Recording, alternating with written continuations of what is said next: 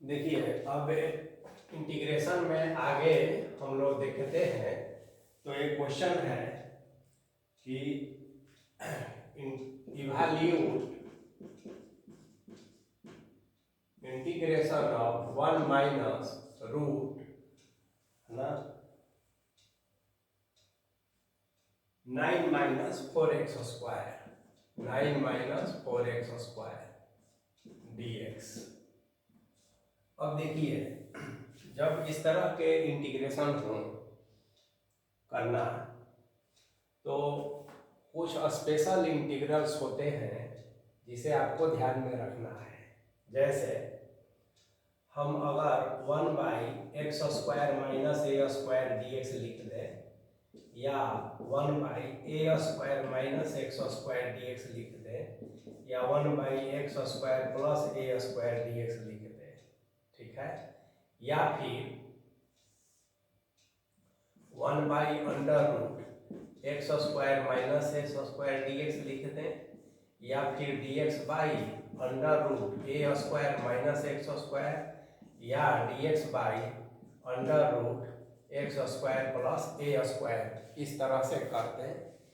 या फिर √x square minus a square dx √a square minus X square dx और √x square plus a square dx। अब देखिए, a जहाँ constant है और x तो वेरिएबल हो गया, तो आप देखेंगे कि इस सब का नेचर जो है ना, यहाँ वेरिएबल पहले है कांस्टेंट बाद में है, तो अंतर क्या है कि ये डिनोमिनेटर में है बिना रूट का। अगर इसको न्यूमरेटर में हम कर दें, जैसे मान लिया जाए कि x square minus a square dx, तो इसमें कोई प्रॉब्लम नहीं है, ये सामान्य तरीका से आप इसको कहेंगे, बस हो गया x³ minus a square x plus c।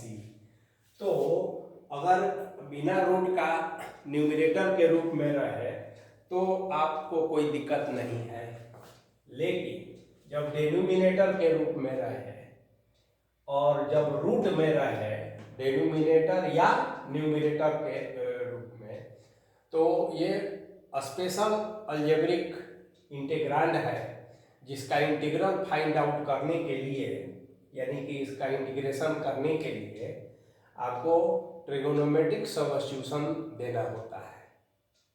तो ट्रिगोनोमेट्रिक सब्स्टिट्यूशन के द्वारा इस 9 का है ना एक फार्मूला मिलता है। अब इसका चार्ट हर किताब में आपके पास दिया हुआ है। अब 9 का तो हम नहीं बताएंगे, लेकिन वो तरीका बता रहे हैं जिससे कि इस तरह के प्रॉब्लम्स को आप आसानी से बना सकेंगे। तो इसके फार्मूला को आपको याद रखना होगा। देखिए, इसमें यही ध्यान रखना होता है कि ये 9 के लिए है, हम केवल आपको सब्स्टिट्यूशन के द्वारा बता रहे हैं, ठीक है ना, और कोई एक हम लोग सॉल्व भी कर सकते हैं।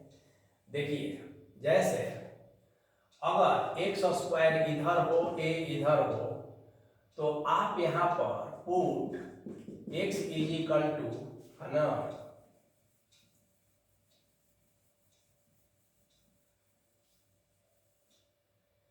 a सेक थीटा या a कोसेक थीटा पुट करते हैं।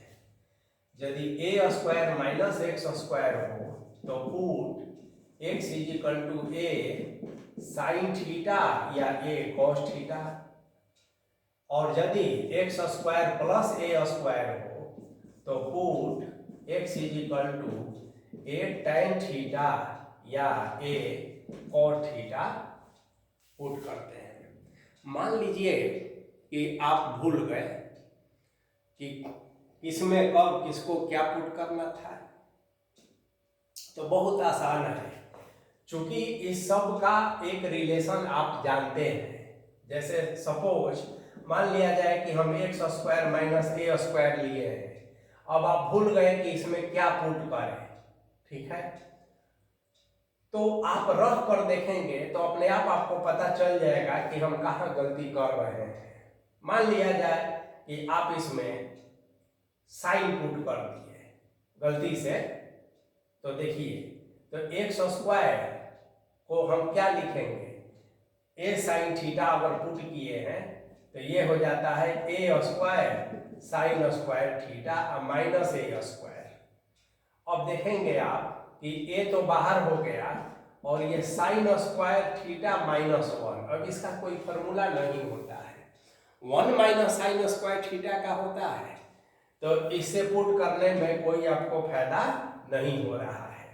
अब इसके बदले में यदि आप x cos theta x sec theta put करेंगे तो देखिए क्या फायदा होगा, a square sec square theta minus A square, फिर ए स्क्वायर रूट से बाहर हो जाएगा तो यहाँ हो जाएगा सेक स्क्वायर थीटा माइनस 1। अब आप देखेंगे तो एक रिलेशन होता है sec square theta minus tan square theta is equal to 1, इसलिए sec square theta minus 1 is equal to what, tan square theta, यानी कि आप इसको ए टेन स्क्वायर थीटा कहेंगे, यानी ए और टेन थीटा कह देंगे, ठीक बात है।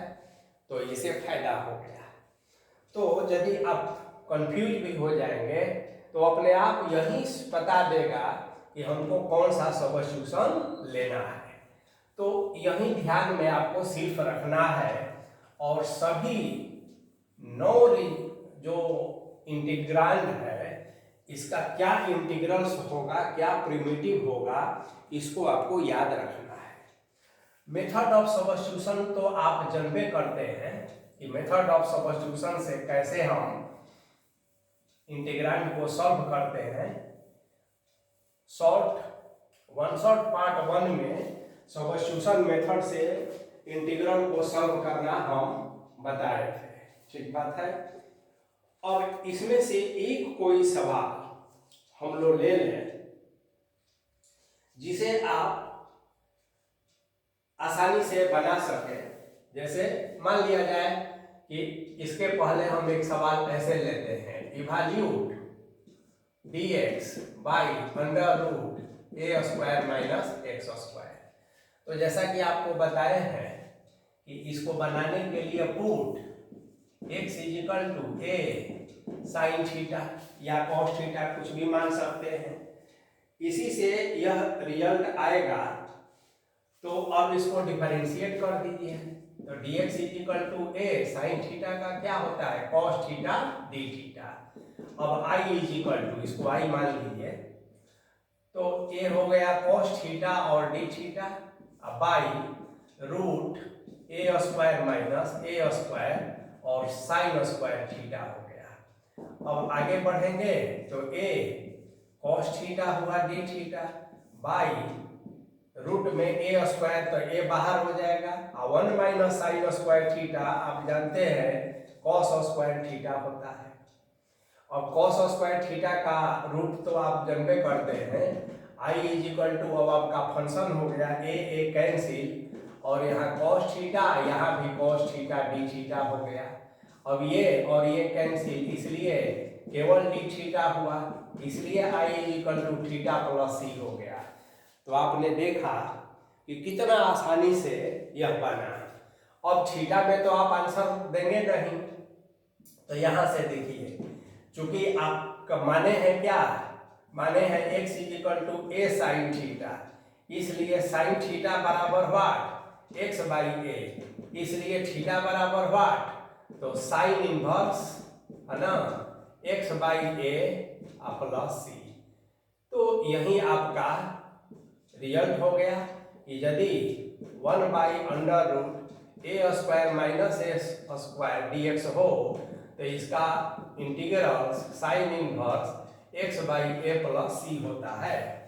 तो एक का तो हम बता दिए, और बाकी सबका जो है आपको अपने से याद रखना है, ठीक बात है। और तब डायरेक्ट इसमें से कोई 9 में से आपको प्रूफ करने के लिए आए तो आप इसी तरह से करेंगे। अब रूट जो है न्यूमरेटर में रहे चाहे डिनोमिनेटर में रहे, 9 रिजल्ट को आपको याद रखना है। अब देखिए, यदि डायरेक्ट आपसे नहीं पूछा गया है और यदि इस तरह का कोई क्वेश्चन पूछा गया है तो देखिए सीधे तो उस फॉर्मेट में नहीं लग रहा है, लेकिन यदि आप थोड़ा सा ट्रांसफॉर्म करेंगे इसको तो यह भी सवाल जो है उसी फॉर्मेट में नजर आएगा। देखिए एक्स स्क्वायर के साथ कोई कोफिशिएंट नहीं होना चाहिए, जो स्टैंडर्ड अभी आप देखे हैं।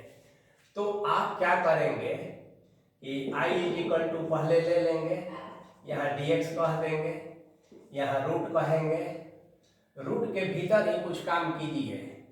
यहाँ से 4 को हटाना है तो आप 4 को ऐसे कह दीजिए 9/4 माइनस एक्स स्क्वायर। बोलिए ऐसा कर सकते हैं कि नहीं?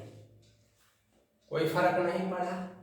अभी 4 रूट में है तो बाहर निकलेगा तो 2 हो जाएगा, तो 1/2 कांस्टेंट हो गया, ठीक है। और यहाँ पर ये dx हो गया, ये 9/4 हो गया और माइनस एक्स स्क्वायर हो गया, ठीक है। रूट है तो रूट रखेंगे, देखिए रूट है तो रूट को तो रखना पड़ेगा।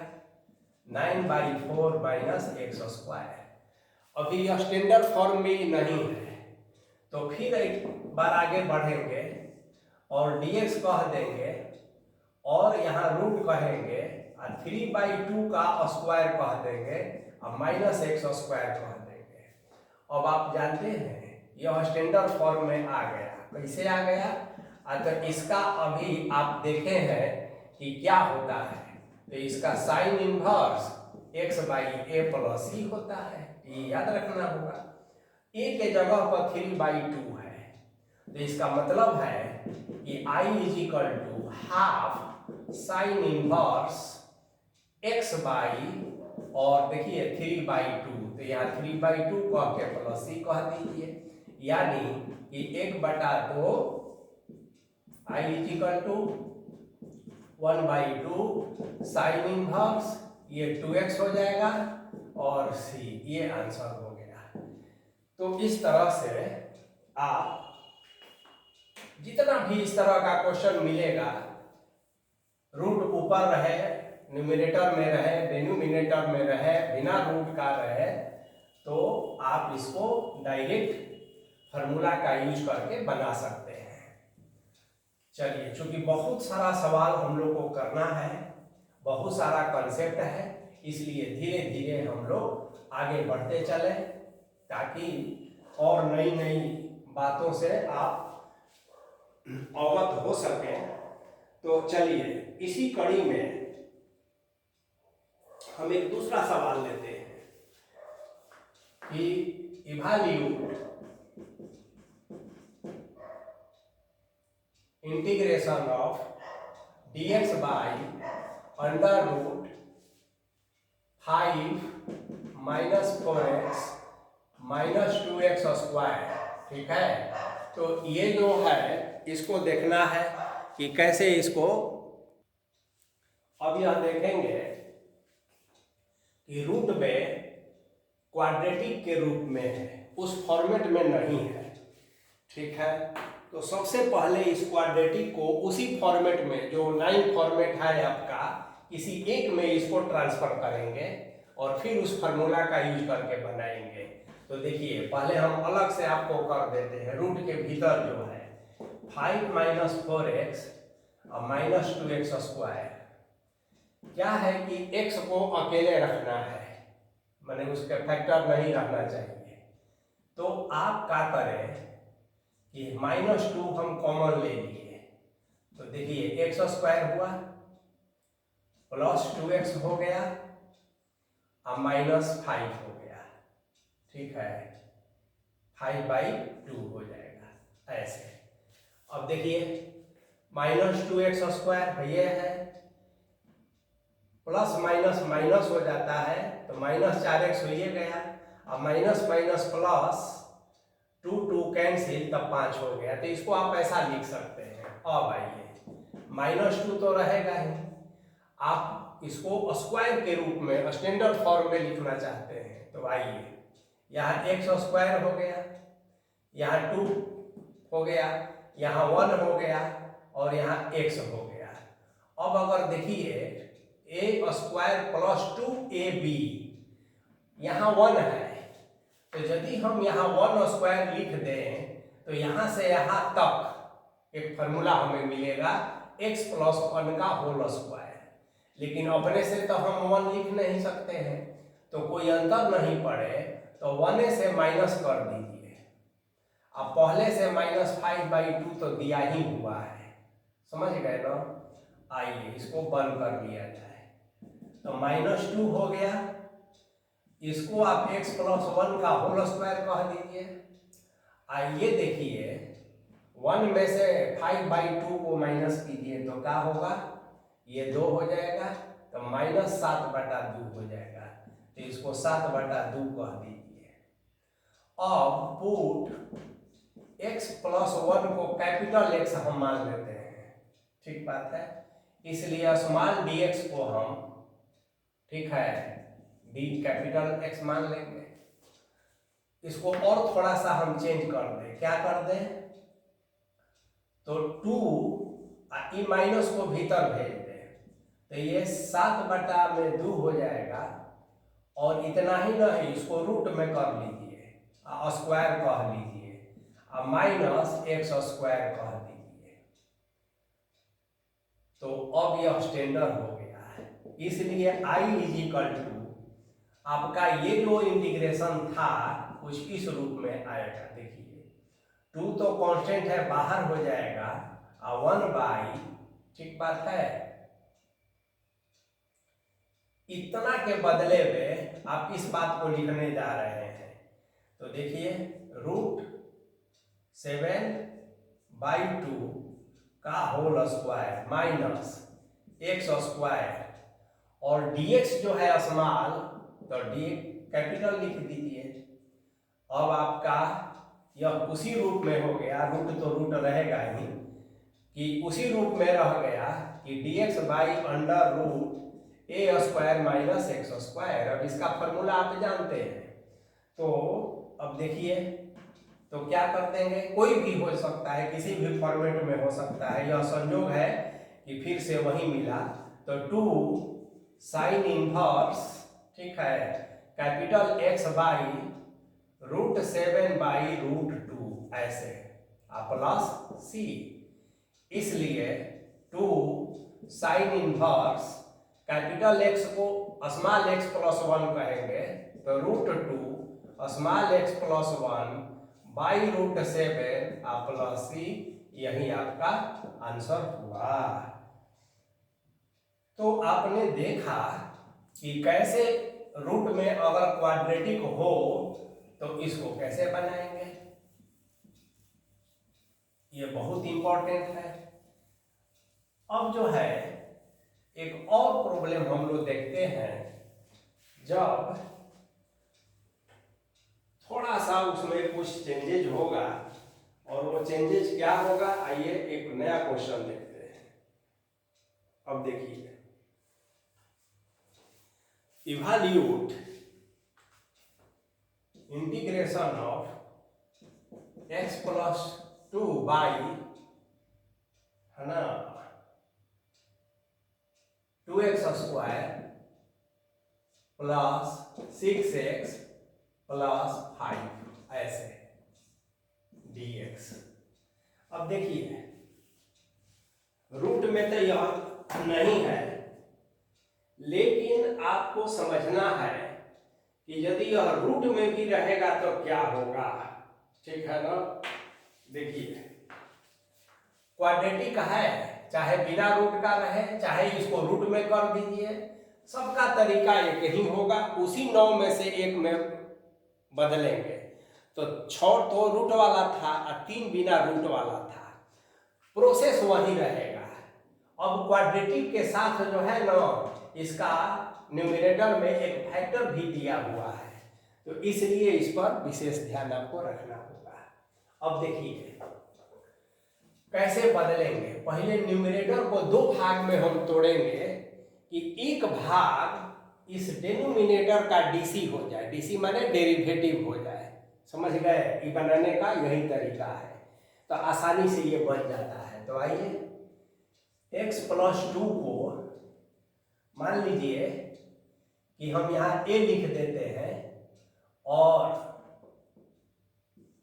d dx है ना, और 2x square plus 6x plus 5 कह देते हैं और प्लस सम कांस्टेंट b कह देते हैं। ठीक है, इसे तुरंत निकल जाता है। तो a हो गया, ये 4x हो गया और ये 6 हो गया ना, और प्लस b का ba हो गया। आगे बढ़ेंगे तो 4ax हो गया, 6a हो गया और b हो गया। ठीक है, इधर आपका x प्लस 2 है। अब आप कंपेयर कीजिए, x का कोफिशिएंट यहाँ 4a है ना, और x का कोफिशिएंट यहाँ 1 है, तो 4a = 1 हो गया। और 6a प्लस b कांस्टेंट है, तो यहाँ पर ये 2 है, कांस्टेंट का कांस्टेंट के साथ हो गया। अब a = कहेंगे तो 1/4 हो जाएगा, इसलिए b का मान 2 - 6/4 हो जाएगा। a के जगह पर 1/4 रख देंगे तो ये मिल जाएगा। इसका मतलब है कि 8 में से 6 घटा 2 तो 2/4 यानी 1/2 हो जाएगा। तो देखिए a हो गया 1/4 और b हो गया 1/2। बस, अब आगे बढ़ेंगे आप, तो देखिए आगे बढ़ते हैं।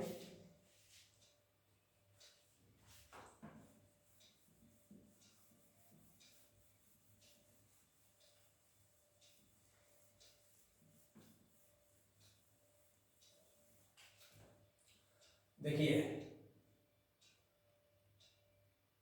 i = x प्लस 1 को आप कह रहे हैं a, तो 1/4 और इसका 4x आया था प्लस 6 आया था प्लस, ठीक है, 1/2।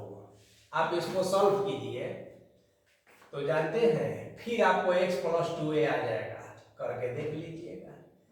ये 4 गएगा तो x बचेगा, 6/4 हो गया है ना, और फिर 1/2 हो गया, b 1/2 आया था। तो देखिए 6/4 प्लस 1/2, तो 4 रहा, ये 6 हो गया, ये 2 हो गया, 8/4 हो गया यानी कि 2। कोई अंतर नहीं पड़ा।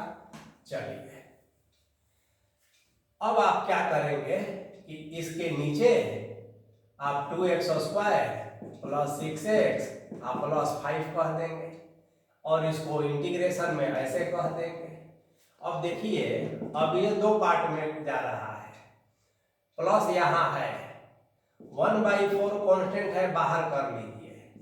यहाँ 4x प्लस 6, यहाँ 2x² plus 6x plus 5 dx कह दीजिए, प्लस 1/2 कांस्टेंट है तो बाहर चला जाएगा, 1/2x² प्लस 6x प्लस 5 और dx कह दीजिए। अब यह इंटीग्रल जो है 2 पार्ट में बट गया। आप i = 1/4 इसको i1 कह लीजिए और 1/2 इसको i2 कह लीजिए। अब अलग अलग अब i1 और इस i2 का मान पहले निकाल लीजिए और फिर 1 में रख दीजिएगा, तो वही आपका आंसर हो जाएगा। अब देखिए हम यहीं पर निकाल कर आपको बता दे रहे हैं। अब इसको निकालना है तो मेथड ऑफ सब्स्टिट्यूशन आपका काम करेगा।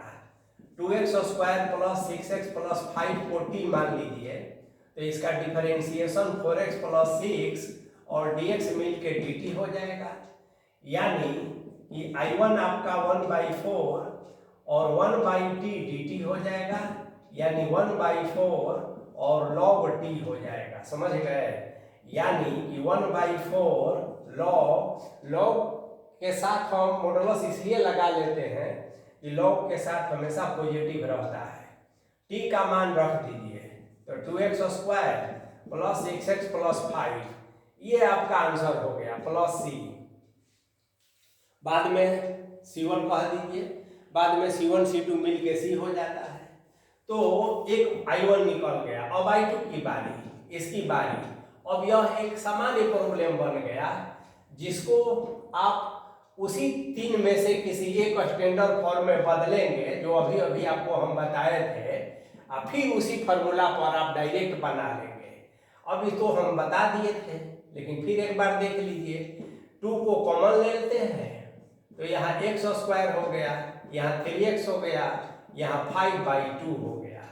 अब 2 हो गया, x स्क्वायर हो गया, 2ab होता है तो 3/2 कह दीजिए, x का x कह दीजिए। देखिए ये b का काम कर रहा है।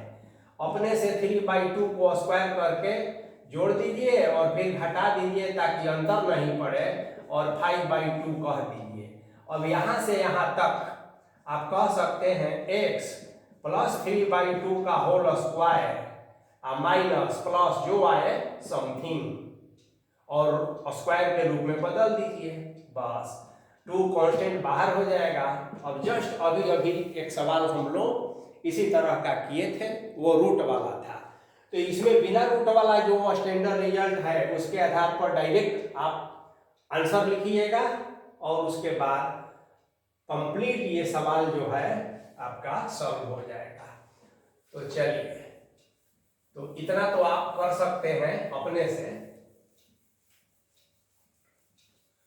तो इस तरह का है ना प्रॉब्लम।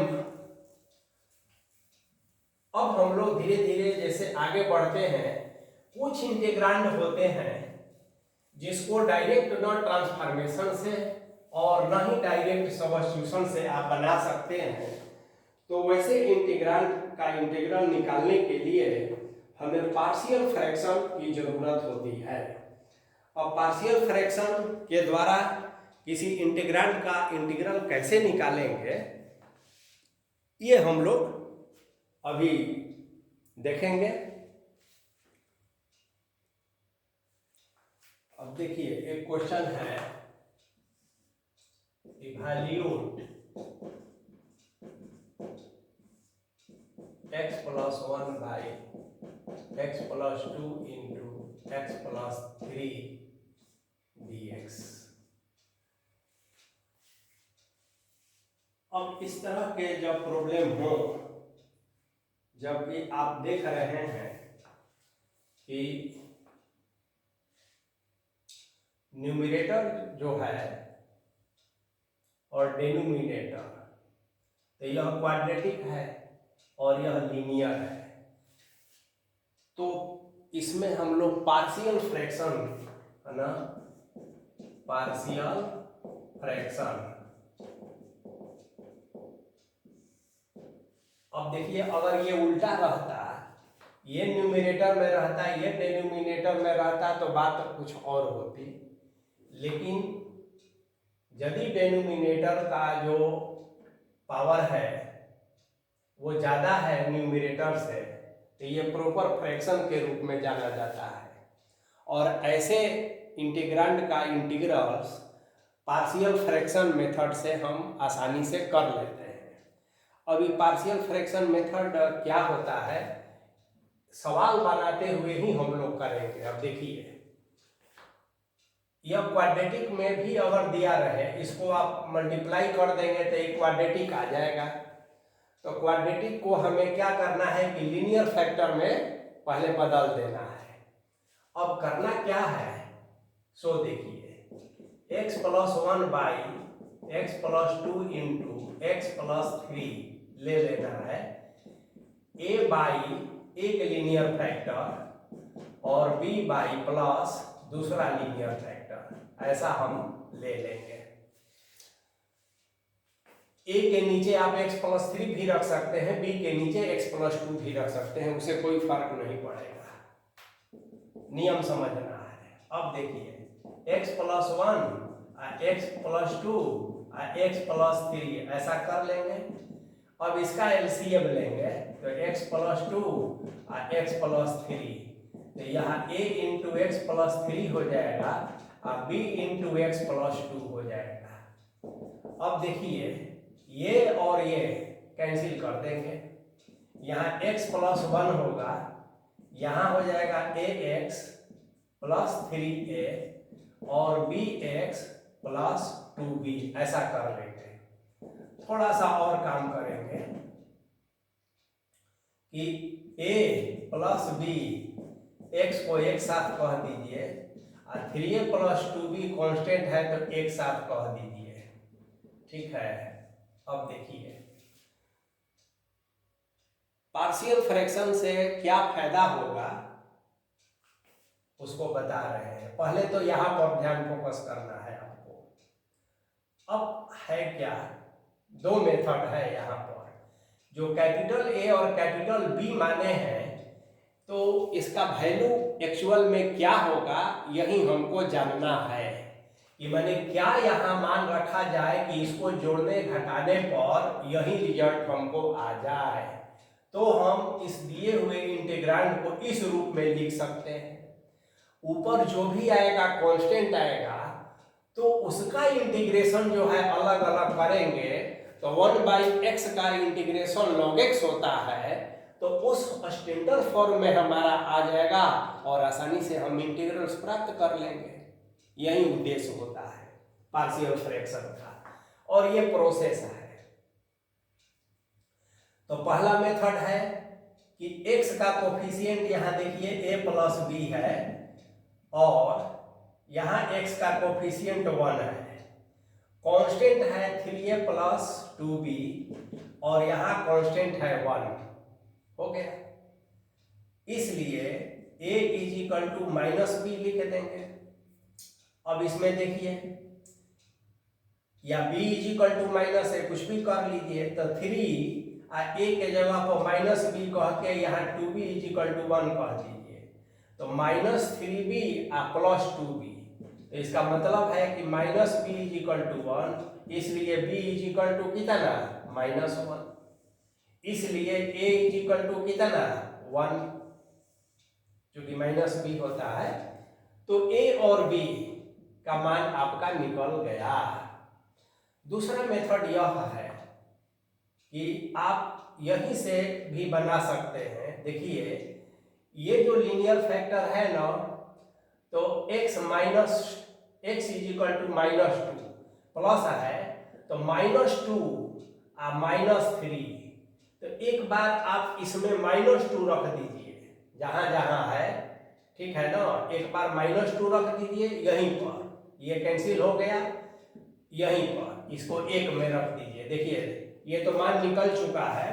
और दूसरा मेथड आपको हम बता रहे हैं कि यदि कंपेयर करने में आगे बढ़ने में दिक्कत है तो और किस तरीका से आप कर सकते हैं सो बता रहे हैं। तो ये तो कैंसिल हो गया, इतना आपका बच गया। अब put x is equal to minus 3, देखिए प्लस 3 है तो माइनस 3 एक बार लेंगे तो क्या मिलेगा सो देखिए, माइनस 3 और प्लस 1 बराबर a माइनस 3 प्लस 3 और b माइनस 3 प्लस 2, तो ये माइनस 2 हो जाएगा, ये तो 0 हो गया खत्म। और e कितना हो जाएगा माइनस, बोलिए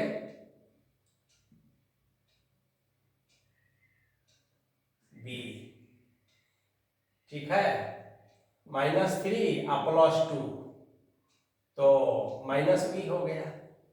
तो b इज इक्वल टू कितना, b इज इक्वल टू 2, और यहां हम लोग का क्या आया था b is equal to minus 1। तो आपको देखना है कि कहीं ना कहीं गलती हो रही है, दोनों ही मेथड से आपका सेम आना चाहिए। तो कहाँ गलती है देखिए, इसी में कहीं गलती है, ठीक है ना, इसको आप ध्यान से देखेंगे, minus 3b plus 2b is equal to 1, इसको आप लोग एक बार चेक कर लेंगे क्योंकि b इज इक्वल टू 2 ही आएगा, ये रिजल्ट सही है। उसी तरह से put x is equal to minus 2 जब लेंगे तो देखिए यहाँ माइनस 2 प्लस 1, ठीक है, और यहाँ हो जाएगा a माइनस 2 प्लस 3 और प्लस b माइनस 2 प्लस 2, तो ये तो खत्म हो गया। तो ये -1 हो गया और ये a हो गया, तो a इज इक्वल टू -1 आया। तो a इज इक्वल टू -1। अच्छा, a और b का वैल्यू जो आया है उससे क्लियर हो जाएगा, टेस्ट करके आप देखेंगे इस कौन वैल्यू सही है। तो आप यहाँ पर ऐसे देख लीजिए, अगर कहीं कैलकुलेशन में चूक हो रही है तो वो क्लियर हो जाएगा आपका। देखिए a के जगह पर हम -1 पहले ले लें x+2, और b के जगह पर 2 ले लिया जाए x+3। अब इसको सिंप्लीफाई कीजिए और सिंप्लीफाई करके देखिए कि इतना आता है कि नहीं। तो पहले एलसीएम लेंगे x+2 और x+3, तो यहाँ -1 और x+3 हो जाएगा, यहाँ 2 x+2 हो जाएगा। ठीक है, आगे बढ़िए, -x -3 +2x और प्लस हो गया 4 बाई x+2 इंटू x+3। अब देखिए 2x में से एक x निकलेगा तो x बचेगा, और 4 में से 3 घटेगा तो 1 बचेगा, यानी कि यही वैल्यू सही है कि a इज इक्वल टू -1 और b इज इक्वल टू 2। और हम लोग जो कंपेयर किए थे उसमें कहीं कुछ मिस्टेक हो गया है, उसको ठीक से आप लोग अब एक बार देख लेंगे। चलिए, तो अब हम सीधा अब यहीं पर आ जाते हैं कि ए बी का वैल्यू जब मिल गया तो देखिए ए बी किसके लिए, तो इमान हमने रख दिया और यहाँ ऐसे ब्रैकेट कर दिया, ऐसे इंटीग्रेशन कर दिया, माने इतना के बदला में अब हम ये रख दिए, और dx है तो dx लगा दिए। बस अब अलग अलग कर लेना है। i इज इक्वल टू, देखिए माइनस है तो माइनस और dx बाई x+2 हो जाएगा, और 2 कांस्टेंट है और 1 बाई x+3 और dx हो गया। ठीक बात है। अब इसी को इंटीग्रेट कर देना है। देखिए अब इसका इंटीग्रेशन आपके लिए बहुत आसान हो गया, और कैसे इंटीग्रेट करेंगे सो देखना है। माइनस तो माइनस ही रहेगा, और ये लॉग और मॉडुलस ऑफ x+2 हो जाएगा। 1 बाई एक्स का होता है ना, +2 है यहाँ पर, और यहाँ लॉग हो जाएगा, मॉडुलस ऑफ x+3 हो जाएगा और प्लस c हो जाएगा। तो एक कॉन्सेप्ट ऑफ इंटीग्रेशन जो है लगा देना जरूरी है, और यही आपका आंसर हो गया। तो अब चाहेंगे तो आप इसको और थोड़ा सा सिंप्लीफाई कर सकते हैं आंसर को। कैसे, तो minus log x+2 plus log x+3 square और प्लस c। अभी प्लस है माइनस है, यानी कि लॉग x+3 का स्क्वायर बाई x+2 और प्लस c। तो ये रीअरेंज करने का तरीका है। तो अब देखिए ध्यान से आप लोग, जैसे यहां पर x+1 था, माने यहाँ क्वाड्रेटिक है, यहाँ लीनियर है। यदि 1 भी रहता ना तो भी इसको बनाने का वही तरीका होता, ऐसे ही a और b में बांटवारा बनाते, एक ऑर्डर कम होना चाहिए ये लीनियर फैक्टर के रूप में रहे तो इसका एक फॉर्मेट हो गया क्या, कि यदि इंटीग्रल bx+q बटा में ax प्लस b और cx प्लस d इस फॉर्मेट में रहे, तो इसको हम a by ax plus b और b by cx plus d करके बना लेते हैं। अब देखिए, अब यहां लीनियर रहे चाहे कांस्टेंट रहे, हाँ सेकेंड ऑर्डर का यहाँ है तो ऊपर भी सेकेंड ऑर्डर का नहीं रहना चाहिए। अगर है तो पहले उसको प्रॉपर फ्रैक्शन में बदलना होगा। अब आइए तब क्या हो कि यदि इसमें एक नया और लीनियर फैक्टर हम जोड़ दें, जैसे cx प्लस d ई एक्स प्लस एफ एक नया लीनियर फैक्टर जोड़ दे तो ये क्यूबिक हो गया। तो अब क्यूबिक जब यहाँ हो गया ना, तो देखिए ऊपर में आपके लिए गुंजाइश है कि यहाँ क्वाड्रेटिक भी हो सकता है, लीनियर भी हो सकता है और कांस्टेंट भी हो सकता है, और सबको बनाने का नियम वही होगा कि a by A X plus B by C X plus D और c by E X plus F अलग अलग कर देना और फिर सेम प्रोसेस दोहराना। कैपिटल ए बी सी का वैल्यू प्राप्त करना, यहाँ रखना और इंटीग्रेट कर देना, सब लॉग के टर्म्स में आ जाएगा। तो यदि 3 लीनियर फैक्टर हो और ऊपर में चाहे p x square q x plus r ही क्यों ना हो, तो ये क्यूबिक है क्वाड्रेटिक है तो भी यही नियम लागू होगा। लीनियर है तो भी यही नियम और कांस्टेंट है तो भी यही नियम। तो ये आपने समझा। कभी कभी क्वेश्चन में क्या होता है कि ऐसे होता है, जैसे देखिए एक दो और क्वेश्चन समझेंगे। तो हर बुक में पार्शियल फ्रैक्शन का कुछ स्टैंडर्ड फॉर्मेट दिया हुआ रहता है, ठीक ना। उस स्टैंडर्ड फॉर्मेट को आपको हमेशा ध्यान में रखना है और उसी के आधार पर क्वेश्चन को सॉल्व करना है, ठीक है। तो हर बुक में है वो पार्शियल फ्रैक्शन का, उसी तरह से आप ध्यान में रखिएगा। एक क्वेश्चन और हम लेते हैं, देखिए dx by x square plus 1 और एक्स स्क्वायर प्लस 2 का होल स्क्वायर, और यहां हो गया 2x dx, एक क्वेश्चन हो गया। चलिए अब देखिए इसमें थोड़ा सा हम काम क्या करते हैं कि चूंकि यहाँ स्क्वायर है यहाँ स्क्वायर है, हम लीनियर फैक्टर की बात कह रहे थे, तो क्यों ना इसको लीनियर बना लिया जाए। तो पहले हम सबस्टिट्यूट कर देंगे, एक्स स्क्वायर इक्वल टू मान लिया जाए y या t कुछ भी मान लीजिए, तो ये 2x dx is equal to dy हो गया। अब आपका जो प्रॉब्लम है कुछ यो हो गया, 2x dx के जगह पर आपने dy कहा, यहाँ y प्लस 1 कहा और यहाँ y प्लस 2 का होल स्क्वायर कर दिया, हो गया मामला। यह देखिए क्यूबिक है और ऊपर में कांस्टेंट 1 है, कुछ नहीं तो कांस्टेंट 1 है, ऐसा लिख सकते हैं आप।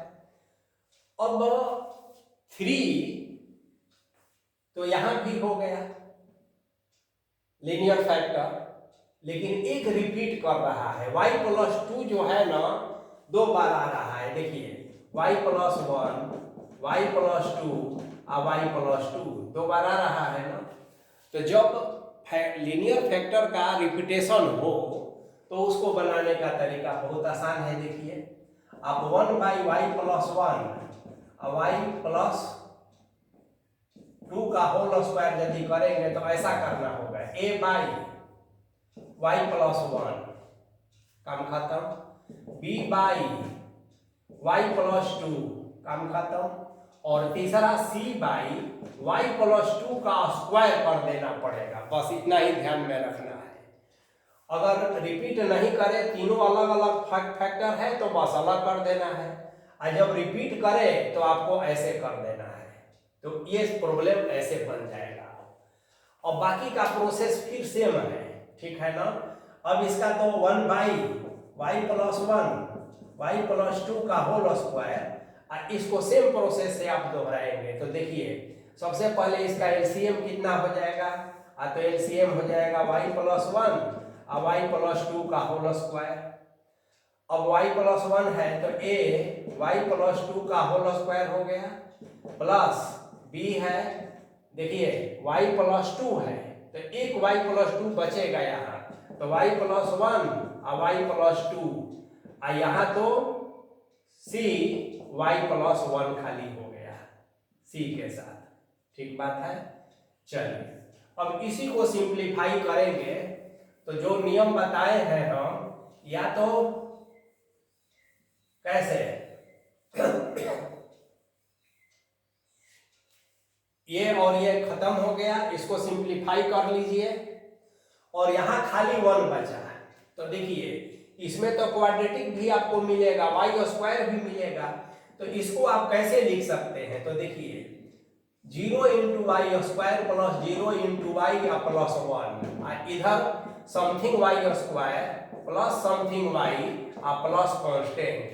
अब आप कंपेयर करेंगे इसका इसके साथ, इसका इसके साथ और कांस्टेंट का कांस्टेंट के साथ, तो कैपिटल ए बी सी का मान निकल जाएगा।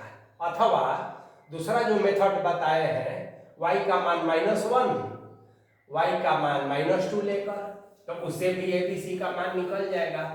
और जैसे ही कैपिटल ए बी सी का मान निकलेगा तो अब आप इसको देखिए, सीधा अब आप कह सकते हैं कैपिटल ए बाई समथिंग, माने क्या आया था y प्लस 1 आया था ना dx, फिर capital B by something y plus 2 dx dy और plus C by y plus 2 का square dy।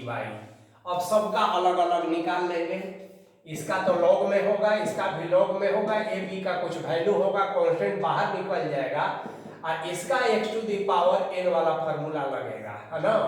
Integration of y2 का पावर -2 यानी y plus 2 -2 plus 1 by -2 plus 1 plus c। बाद में जहां जहां y रहेगा वहां आप एक्स स्क्वायर खाली पुट कर दीजिए, तो यही आपका आंसर हो जाएगा। तो इस तरह से पार्शियल फ्रैक्शन के एक दो और नियम है, तो आप हर किताब में उसका एक चार्ट दिया हुआ है, उसको ध्यान में आपको रखना है और उसका प्रैक्टिस करना है। चलिए कुछ और भी रूल्स हैं, तो प्रॉब्लम तो उस रूल्स पर और भी आपको मिलेंगे। एक और देख लीजिए, जैसे अगर मान लिया जाए कि p x square plus q x r by x minus a एक लीनियर फैक्टर है और दूसरा x square b x plus c है, क्वाड्रेटिक है। अब इसको लीनियर में अगर नहीं बदल सकते हैं, देखिए नेचर समझना है, ऊपर सेकेंड ऑर्डर का है, नीचे थर्ड ऑर्डर का है, ऊपर में फर्स्ट ऑर्डर भी चलेगा और कांस्टेंट भी चलेगा, है ना। 3 नहीं होना चाहिए, अगर 3 होगा तो पहले भाग करके न्यूमरेटर और डिनोमिनेटर यदि सेम ऑर्डर का हो गया तो हम उसको सिंपली भाग करके प्रॉपर फ्रैक्शन में बदल के फिर इसी नियम से आगे बना लेते हैं, तो कोई बड़ी बात नहीं है। अब देखिए यदि एक लीनियर हो और दूसरा क्वाड्रेटिक हो, और यदि इस क्वाड्रेटिक को आप फिर से लीनियर में नहीं बदल सकते हैं, तो इस केस में कैसे आप बनाएंगे, बस थोड़ा सा ध्यान रखना है। ए बाई एक लीनियर को रख देंगे प्लस, और बी या सी को अलग अलग नहीं करेंगे, बी एक्स प्लस सी बटा में x square plus b x plus c ले लेंगे, बस। और प्रॉब्लम को आगे बढ़ाएंगे तो फिर आपको अपने आप राह मिलते जाएगी और यह आसानी से आपका बन जाएगा। चलिए अब हम लोग धीरे धीरे और आगे बढ़ रहे हैं और इसमें एक क्वेश्चन हम लोग करेंगे और वो क्वेश्चन कैसे बनता है ये देखते हैं पहले।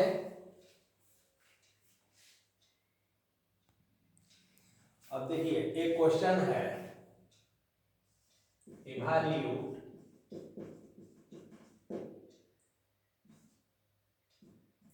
x into tan inverse x dx। अब देखिए क्वेश्चन का नेचर समझना है कि इंटीग्रैंड किस तरह का है और इसको कैसे हम इंटीग्रेट कर सकते हैं।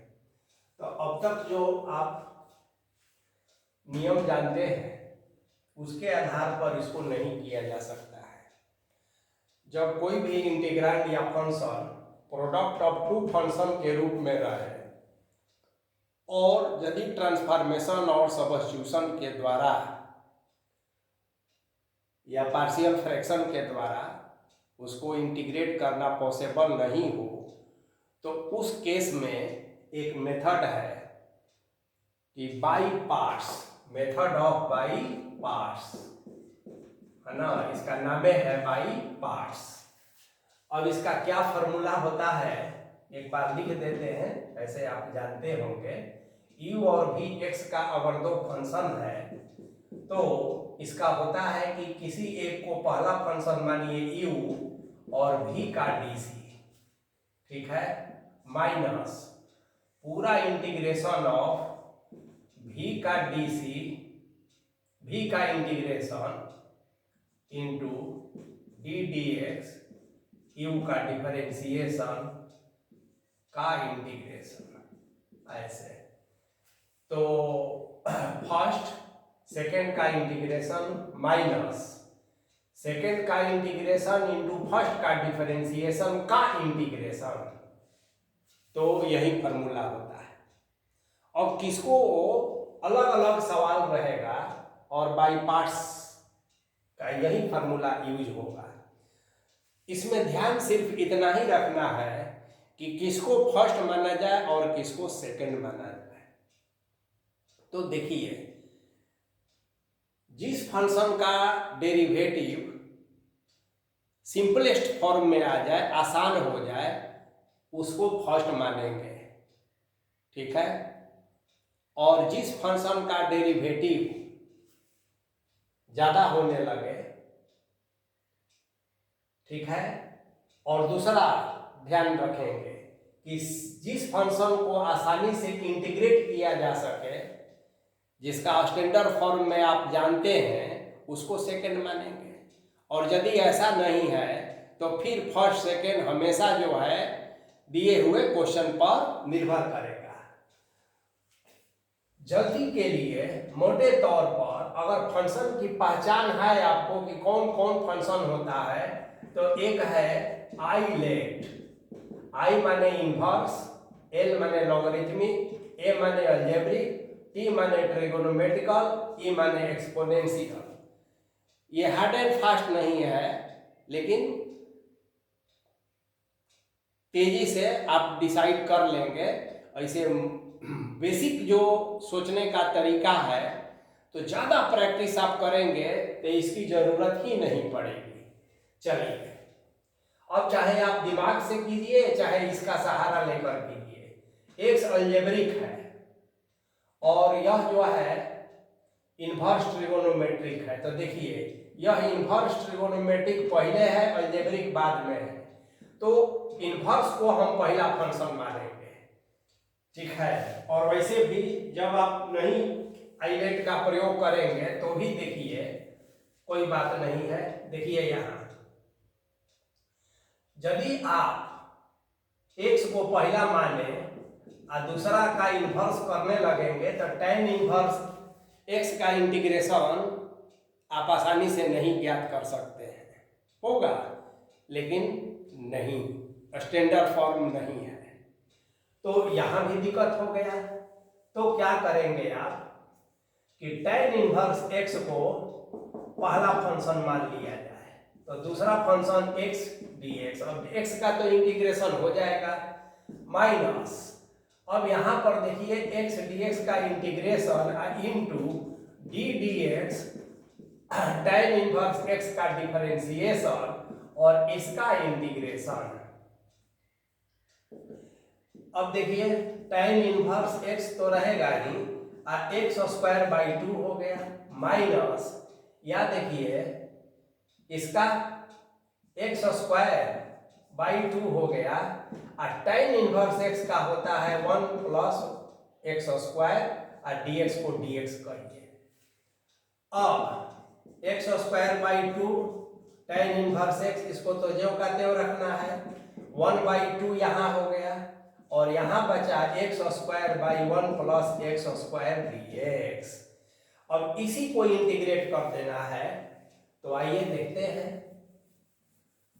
तो आपके पास बहुत सारा मेथड अब है, उसके द्वारा यह एक सिंपल इंटीग्रेशन हो गया। तो इसको कैसे करेंगे आइए देखते हैं। तो i इज इक्वल टू, ये तो जैसे था वैसे लेके चलते रहिए, बार बार 1/2 को भी ऐसे ही रखिए। अब इसको खाली ध्यान दीजिए। तो देखिए अपने से हम 1 कह दें, 1 घटा दें, यहाँ 1 प्लस एक्स स्क्वायर, तो बोलिए कोई अंतर हुआ? ऐसे नहीं हुआ। 1 1 कैंसिल हो गया, फिर जैसे था वैसे रह गया। अब यह ट्रांसफॉर्मेशन है। अब देखिए ये सब तो आप उतारते चलिएगा, इसको हम कर देते हैं। अभी 2 पार्ट में गया, x square d x minus 1/1 plus x square d x, है ना, ब्रैकेट वाला। ये तो कैंसिल हो गया, तो खाली dx बचा। तो dx का x होता है, और 1/1 प्लस एक्स स्क्वायर का इंटीग्रेशन आप जानते हैं कि tan इनवर्स x होता है। का है कि tan इनवर्स x का डिफरेंशिएशन 1/1 प्लस एक्स स्क्वायर होता है। आप प्लस c कह दीजिए, 1/2 यहाँ रहेगा, यहाँ एक्स स्क्वायर बाई 2 होगा, tan इनवर्स x होगा। यही आपका आंसर हो जाएगा। तो ये हुआ इंटीग्रेशन बाय पार्ट्स। अब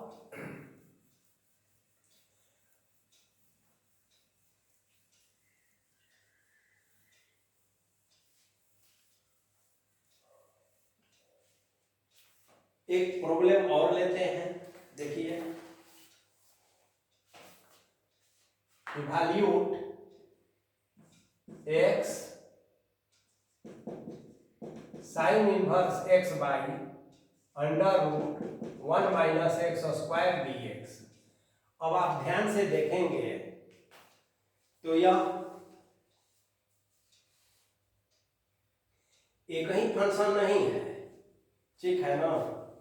यह 2 फंक्शन नहीं है, यह 3 फंक्शन है।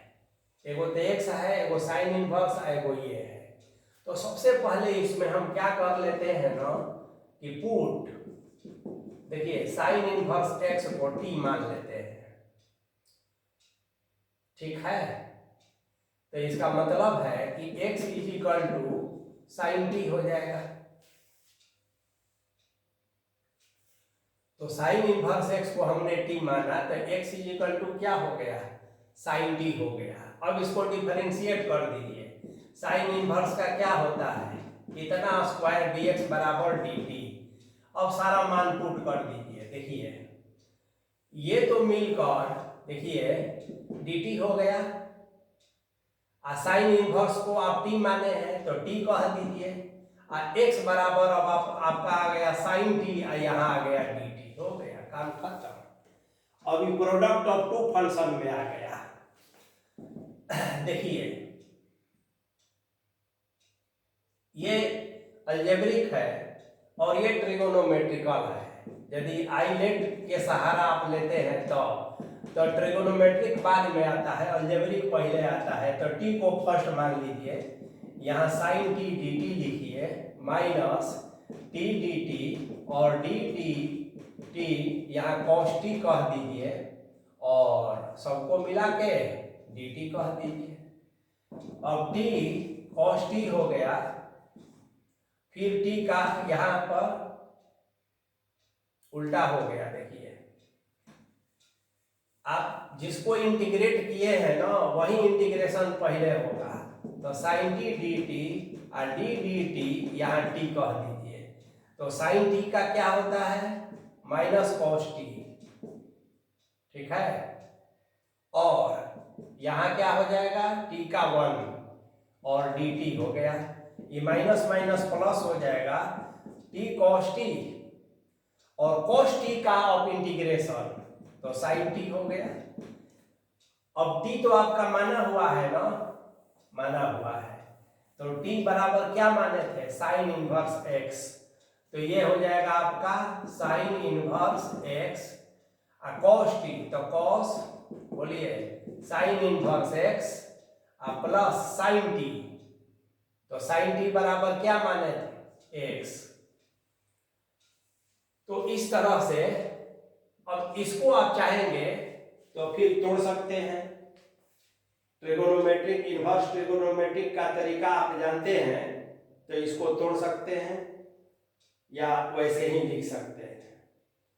चलिए, तो ये हुआ कि सब्स्टिट्यूशन के द्वारा कैसे हम बाई पार्ट्स और सब्स्टिट्यूशन दोनों का यूज करके प्रॉब्लम को बनाते हैं। अब देखिए, एक बहुत बाई पार्ट्स का यूज करके ही इंपॉर्टेंट रिजल्ट है, जिसे आपको ध्यान में रखना है कि फंक्शन और फंक्शन का डेरिवेटिव dx हो तो यह e to the power x और फंक्शन हो जाता है।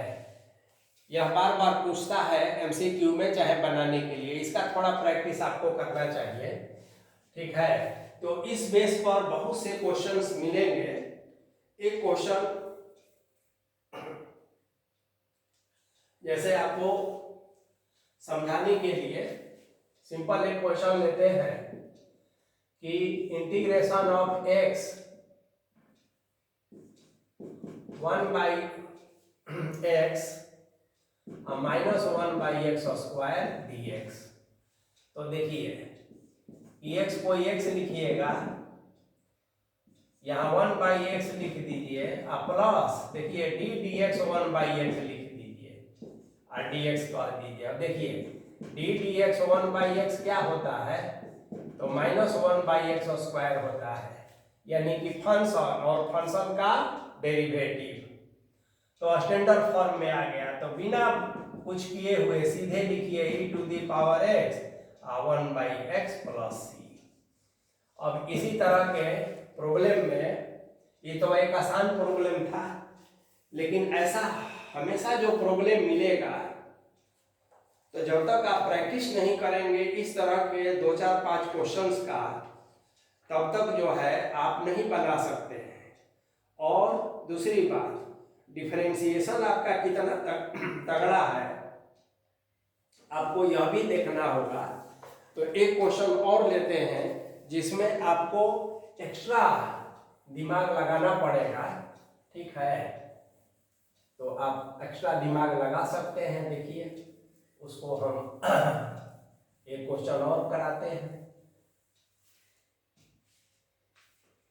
देखिए, इवैल्यूएट e का power 2x 1 minus sine 2x by 1 plus cos 2x dx। अब आप देखिएंगे कि डायरेक्ट तो आप नहीं काम कर सकते हैं ना, नहीं। तो सबसे पहले तो आप क्या करेंगे कि यहाँ 2x को, है ना, देखिए 2x is equal to t ले लीजिए, इसलिए 2 dx is equal to dt हो गया। तो अब फंक्शन कुछ इस तरह से हो जाएगा, e का पावर t 1 माइनस देखिए साइन t बटा में 1 प्लस कॉस t, ऐसा हो गया ना। और जहां जहां 2x है वहां t मान लिए, और dt बाई 2 हो जाएगा। अब i इज इक्वल टू 2 बाहर हो गया, e का पावर t हो गया। और अब आपका टेस्ट क्या है कि 1 माइनस साइन टी, तो आपके ट्रिगोनोमेट्रिक कंसेप्ट का यहाँ पर बस यूज है, उसी को आपको लेकर चलना है। तो देखिए 1 को 1 रखिए, साइन टी को हम 2 sine T by 2 into cos T by 2 लिख सकते हैं ना, लिख सकते हैं। 1 प्लस कॉस टी को हम 2 साइन स्क्वायर टी बाई 2 लिख सकते हैं ना, लिख सकते हैं। ये देखिए ट्रिगोनोमेट्री का यह एक स्टैंडर्ड रिजल्ट होता है। अब आप इसको और थोड़ा सॉल्व कर लीजिए। इतना, ये e का पावर t तो रहेगा ही रहेगा। ये देखिए 1 बाई 2, ठीक है। तो आप चाहे तो 1 बाई 2 को फिर एक बार बाहर कर लीजिए, तो 4 हो जाएगा। इसका झंझटे खत्म हो गया। अब यहाँ देखिए ध्यान से, साइन स्क्वायर t/2 इसके नीचे आएगा तो क्या हो जाएगा जी, तो कोसेक स्क्वायर t/2 हो गया, ठीक बात है। और माइनस 2 तो रहेगा, और देखिए एक sine T cancel, cos by sine cot होता है, तो 2 कॉट t/2 हो गया ऐसे, और यहाँ dt तो dt कह दीजिए। अब आइए देखिए किस तरह से हम लोग इसको आगे बढ़ा रहे हैं, और लक्ष्य वही है e⁻, जो x वाला फॉर्मूला है उस टाइप का। अब देखिए ये 2 यहाँ पर जो है ना थोड़ा बदमाशी कर रहा है, तो हम क्या कह रहे हैं कि 1/2 और e⁻t और 1/2 कोसेक स्क्वायर है ना t/2 कह दे, यहाँ माइनस कॉस t/2 कह दे, तो कोई फर्क पड़ा नहीं पड़ा। अब cot t/2 अकेले आ गया। अब आप खुश हो सकते हैं, कहिए कैसे। देखिए पहले तो आप ही जानिए कि यदि आपसे हम कहें कि cot t/2 का डिफरेंशिएशन कितना होगा, तो cot का क्या होता है, माइनस कोसेक स्क्वायर t/2 हो जाएगा, और t का कोफिशिएंट 1/2 है, माने माइनस 1/2 और कोसेक स्क्वायर t/2 हो जाएगा ना, बिल्कुल हो जाएगा। तो अब आपको एक अच्छा रिजल्ट मिलने जा रहा है, और वो क्या, सो देखिए हमें I इजिकल टू 1/2 e⁻t कह दे, और यहां पर हम अपने से cot t/2 कह दे, ठीक है ना, प्लस देखिए ध्यान से d dt, यहां हम cot t/2 कह दे ऐसे, और एक माइनस हम बाहर कर ले, यहाँ dt कह दे। अब देखिए तो cot t/2 इस माइनस के साथ माइनस हो जाएगा, और इसका तो माइनस आता है, तो माइनस माइनस प्लस हो गया, तो मतलब कहने का कि फंक्शन और फंक्शन के डीसी के रूप में आपका आ गया, तो सीधे आप कहेंगे I इजिकल टू -1/2 और e⁻t इंटू cot t/2, यही आपका आंसर हुआ। लेकिन ठहरिए, क्वेश्चन में t तो दिया नहीं था, t तो आपने अपने से माना है, तो 2x को t माने हैं आप, इसलिए आपका आंसर हो जाएगा -12 e⁻2x into cot 2x/2 plus c, यानी कि -12 e⁻2x और cot x प्लस c, ये आपका आंसर हो गया। तो इस तरह से अब देखिए, जब भी आप बाई पार्ट्स का यूज करते हैं तो हमेशा ध्यान रखना है कि फर्स्ट और सेकंड हम किसको माने। तो प्रैक्टिस करते करते आपको अपने से यह ज्ञान हो जाएगा। अगर समय कम है, उतना प्रैक्टिस नहीं कर सकते हैं, तो I let inverse trigonometric function, logarithmic function, log से जुड़ा इनवर्स ट्रिगोनोमेट्रिक फंक्शन पहचानिए जाइएगा, अलजेब्रिक फंक्शन पहचान जाइएगा, और ट्रिगोनोमेट्रिक फंक्शन पहचान जाइएगा, तो उसके आधार पर आप काम कर सकते हैं। तो फिर अगले पार्ट में हम लोग डेफिनिट इंटीग्रल्स और प्रॉपर्टीज को लेकर पढ़ेंगे। तब तक आप लोग इसका प्रैक्टिस करते रहें, और फिर जल्द ही मिलते हैं अगले पार्ट 3 में।